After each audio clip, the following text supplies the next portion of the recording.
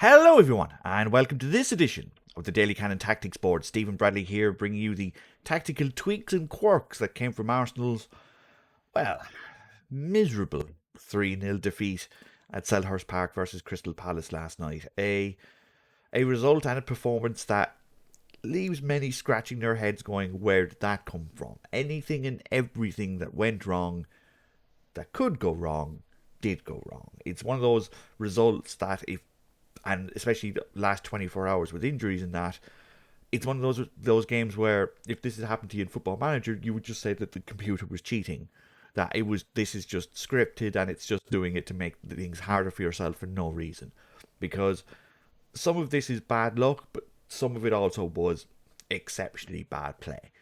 And if you do enjoy this video over the next 10-15 minutes, feel free to leave a like. If you saw something in the game that I missed, leave a comment down below. Fantastic community. Love engaging with them and each other on tactics and how they felt the game went. And if you want these videos in your inbox on a regular basis, hit the subscribe button, and the little bell beside it will notify you whenever I upload. It's been a couple of weeks, remember me? And yeah, this is just one of those performances where all you can do is just scratch your head and go, everything went wrong. Like, as soon as we heard that Kieran Tierney has hurt his knee, and Mikel Arteta is quoted as saying it doesn't look too good after playing two friendlies, 90 minutes each for Scotland in a week, and you're like, oh yeah, now by the way, he's hurt his knee. It's like, oh god. So in comes Nuno Tavares, and we were reminded immediately of his performance against Nottingham Forest in the Cup, where he was hooked after 35 minutes because he was just not doing what Mikel Arteta required him to do. And pretty much in the he lasted 45 minutes in this game, partly because Arteta wanted to change the up, but also partly because he was playing really poorly. And Palace's first goal doesn't illustrate it too much because it's a fluke, really. It's a set piece. Anderson comes in, everyone's back at, just a brief recap, but Anderson comes in, basically trips over Tavares. It's not a foul, but it's clumsy. Falls, the ball hits the back of his head, loops over everyone, and Mateta is just there to basically tap it in almost into an open goal. Like, it's a fluke. These things happen. The second goal is everything that is wrong with Arsenal when slight things go awry. And this is what I mean. I've said for ages that the biggest problem with playing Xhaka as an 8 instead of a 6 is that when he's paired with Smith Rowe and Martinelli they're always there. Xhaka's always getting the ball here. If Partey's pushed up as well and Odegaard's pushed up as well, there is a huge gap here that has to be covered by the fullback. And even Kieran Tierney, let's not make things, let's not wear rose-tinted glasses when, Tierney was struggling a little bit with this, but he was coping rather well. It's very much the reason why Manchester City spends so much money on fullbacks. 50 million for Kyle Walker here, 50 million for Benjamin Mendy, and then 60 million for João Cancelo. Because it's such a hard position to play in this system. And Tavares was not caught out, but it was just showing you how hard it is to defend all of this space when there's nobody here. Because Arsenal, for the second goal, had defended it rather well. A ball had come in, and Arsenal had defended it. So you've got pretty much all of Arsenal in their own half because they've cleared the ball. And Klein is pushed up, Schlupp is pushed up, Kiati is pushed up. Like I said, it was a Palace corner, I believe. And the ball comes back to Anderson. Now, if you've seen the goal and you can remember it immediately, then fine. But if you haven't seen the goal or you just saw it once and you don't recall, try to guess who the player is that tries to track Anderson while he's here. Because it's not Lacazette, and it's not Odegaard, and it's not Smith Rowe. It's Xhaka. Let me get him. Xhaka is the person further forward. Lacazette is on his way to press Guehi, and Odegaard is trying to push out as well. And what happens is Anderson, he's about here, finds a brilliant ball. It's a brilliant ball in here to Ayew. And this is the problem. Because Lacazette's pushed up and Smith Rowe's trying to go open as well, here's all that space again. And Tavares should be there. That when the ball is coming in here, in this angle, Tavares has to come in here. He has to make sure that Ayew doesn't go in. But he doesn't. Because he's not pushed on. Gabriel's pushed on, White's pushed on, Cedric's pushed on, trying to push Crystal Palace out of their half. Tavares is behind Gabriel. So when this ball comes in and he sees Gabriel try to get it, he stands back. And now the problem is that, yeah, okay, if Gabriel gets it, okay. But if he doesn't, Ayew's now in because Tavares is the wrong side of him. And guess what happens? Gabriel misses it, Ayew gets in, Tavares is now behind him, can't catch up in time, Ayew gets the ball there, knocks it in the far corner, 2-0. And these are the mistakes that they're the elementary mistakes that you can't make when you're defending, like, when you're a defender in this system, because when he sees the ball there, he has to push up. He has to give Gabriel help. If Ayew beats the pair of them, fine. But you can't do what Tavares did, which is basically stand back and be passive and let the centre-back go in and get it. Ayew is your man. Gabriel was trying to press Gallagher. He can't do both.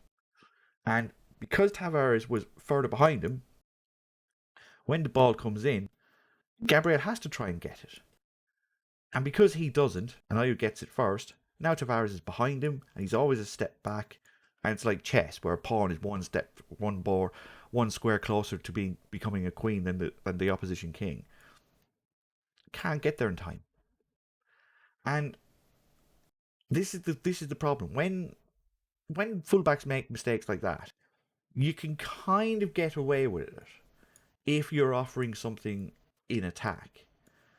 But the problem Tavares has at the moment is that quite clearly his teammates don't trust him.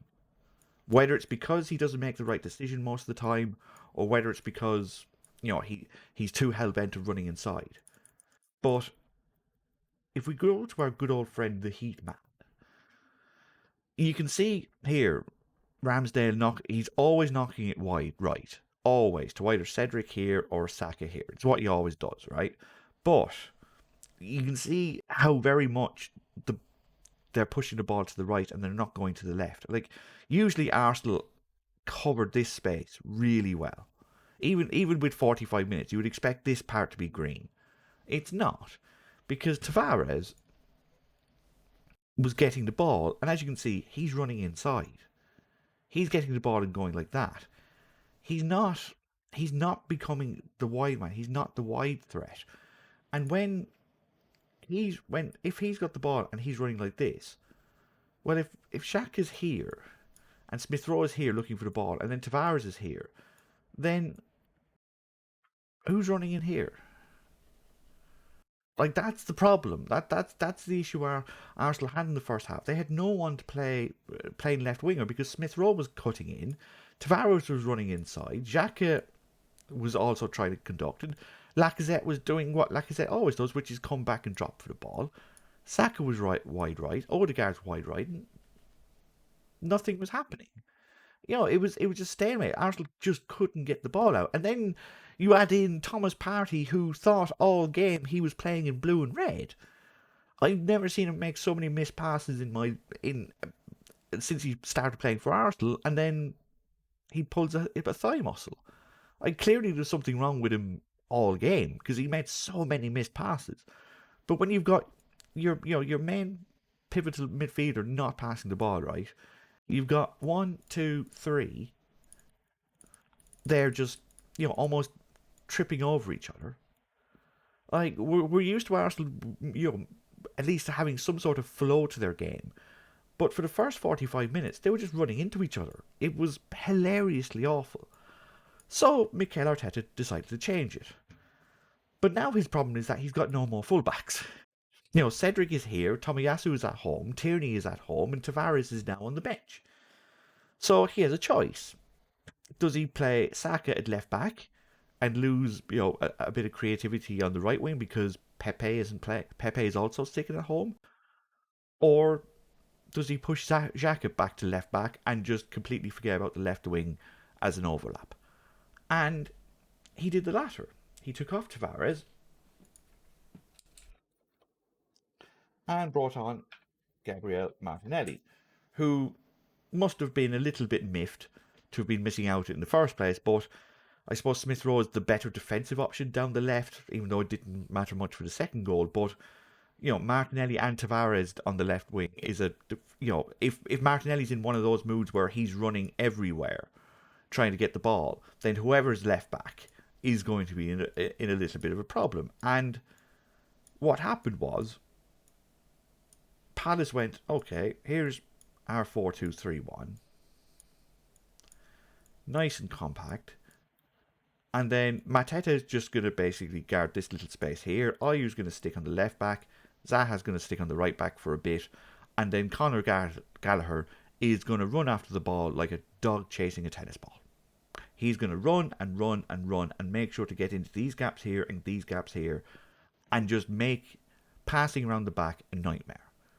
And it worked because they couldn't get the ball to Partey quick enough because Partey was taking too many touches or then passing it straight to a red and blue shirt again. Odegaard the same. They would get, Odegaard would drop back, they'd get it to Odegaard, he'd misplay the ball or he'd mispass it. Like it was such a sloppy performance. But with Xhaka at left back, what Arsenal now, when Arsenal had the ball, Ayew would drop back, Zaha would drop back, Matete would drop back, Gallagher would still run. But Gabriel pushed forward, and now Cedric's pushed forward. Partey goes there, Odegaard goes there, and now Saka's come in field. And I was thinking, okay, this kind of works. But again, Martinelli and Smith Rowe are now doing the same thing. They're both cutting inside. Klein gets to have Schlupp as cover, because Smith Rowe isn't threatening that, and Martinelli isn't threatening that. So Klein can push up a bit, knowing full well that the ball isn't going back there. So Arsenal are consistently running into a red and blue brick wall because they can just shuffle over. And then if they knock it long, they just shuffle over this way. Knowing full well that they don't have to guard this area here. And after a while, with Xhaka pushing up further and Gabriel pushing up further, Zaha had a great idea and said, right, instead of running at someone who's quite quick, why don't I just start running at the centre midfielder playing as a left back? And he did, and he tore Xhaka a new one. And even for the third goal, which is a counter-attack, Zaha picking up the ball, Partey trying to intercept it, pulls up lame, just looks around and goes, look, I'm hurt, I can't do anything. Runs past Zaha, gets past Gabriel, is being shepherded somewhat to the corner, but then Odegaard, who's trying desperately to make up for the fact that he's done nothing with the ball, just gets a little bit too eager, sticks out a leg when Zaha comes back. It's a penalty. Zaha puts it in 3-0 and it's over. And now Arsenal, have to ask themselves, are they going to continue to play with a centre midfielder who's not known for his athleticism in a system that requires a left back to bomb up and down? Probably not. So Saka, I would imagine, is now first choice left back. Especially with Partey. If Partey's going to be out for a period of time, then Sambi Lokonga is going to play here, and you absolutely need Xhaka here. So now we need Pepe to come back. All the talk of not bringing anyone in over the winter because we wanted to focus on players, it was a risk, and oh boy, does that risk look like backfiring on us, because last night's performance showed how little margin of error Arsenal have if they're to finish fourth, and they exceeded that margin by quite a long way. If you did enjoy this video, again, feel free to leave a like. If you do want these videos in the inbox on a regular basis, hit the subscribe button. Leave a comment down below if you saw something in this game that I didn't. Again, there was plenty to like about this Crystal Palace performance. They pressed well. They defended very solidly in the second half. Patrick Vieira's doing a good job at Palace.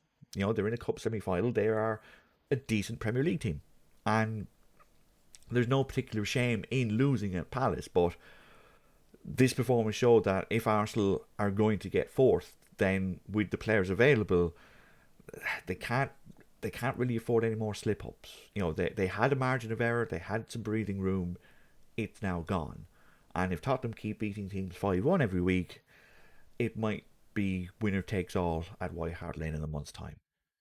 We will talk to you then. Cheers.